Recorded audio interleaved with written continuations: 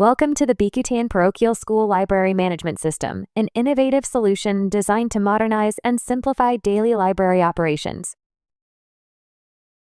In this presentation, we'll explore the proposed process flow that drives the system's functionality and supports both users and administrators alike.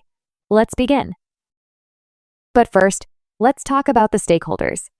The library users include students, faculty, staff, and visitors of BPS Parochial School. They are the ones who will use the library services, such as borrowing and returning books. Then we have the librarian, who facilitates these transactions. They manage the library's operations, approve borrow and return requests, and prepare reports. These reports are submitted to the principal, who reviews and keeps track of library activities. Lastly, the cashier is responsible for collecting payments from users with overdue or lost books. Let's walk through the student process in the BPS Parochial School Library. Upon arrival, the student taps their RFID to time in. Is the user registered?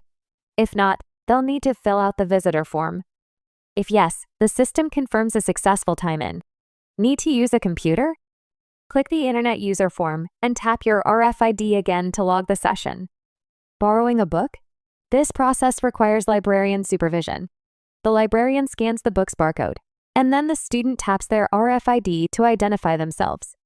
The system checks how many books have already been borrowed. If the student has reached the limit of 2 books, borrowing is denied. If not, the borrowing is recorded successfully. When it's time to leave, the student taps their RFID again to time out. Returning a book? Simply scan the barcode to the librarian. If returned on time, it's recorded as successfully returned. If overdue, the system applies a penalty. Need to extend a borrowed book? Scan the book's barcode, and the librarian can update the due date. The extension will be processed successfully. Finally, the student taps RFID one last time to time out. Next is the faculty and staff process. Just like students, they need to tap their RFID to time in. If they're not yet registered in the system, they can fill out the visitor form. Borrowing a book. The librarian scans the book's barcode, and then the faculty or staff member taps their RFID to identify themselves. Faculty and staff have more privileges than students. Their borrowing limit is 10 books. If they've reached the limit, borrowing is denied. If not, the borrowing is recorded successfully. When leaving, faculty and staff tap their RFID again to time out. Returning a book? Just hand it to the librarian for scanning. There's no duration limit for faculty and staff. Once scanned, the return is recorded immediately. And lastly, the visitor process. Upon arrival, visitors are not registered in the system, so they are required to fill out a separate visitor login form. After that, their time in is recorded successfully. Unlike students, faculty, and staff, borrowing books is not available for visitors. They may read books inside the library only. The librarian begins by logging into the system. After successfully entering their credentials, the system redirects them to the homepage, which displays the main dashboard of library transactions. From the dashboard, the librarian can choose from 4 main options: inventory, reports, imports, and maintenance. In the inventory section, the librarian scans the barcode of a book. Once scanned, the system displays the book's details, allowing the librarian to update the condition status of the book. In the reports section, the system provides search and filtering features to quickly locate records. The librarian can generate reports in CSV and PDF formats. These include user logs, visitor logs, summary matrix, inventory reports, transaction reports, and book circulation reports. In the import section, the system allows faster bulk importing through CSV files. The librarian can import student, faculty, and staff data, as well as book data, in just a few seconds.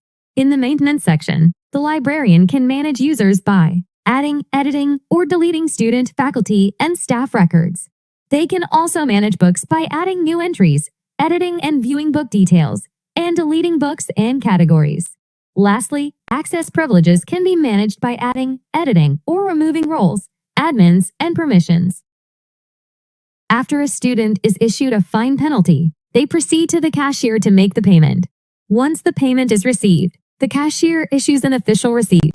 The student then gives the receipt to the librarian, and upon verification, The system updates the book status as successfully returned. When needed, the librarian prepares reports based on specific requirements. Reports can be generated in both CSV and PDF formats. After generating the necessary reports, the librarian submits them to the school principal.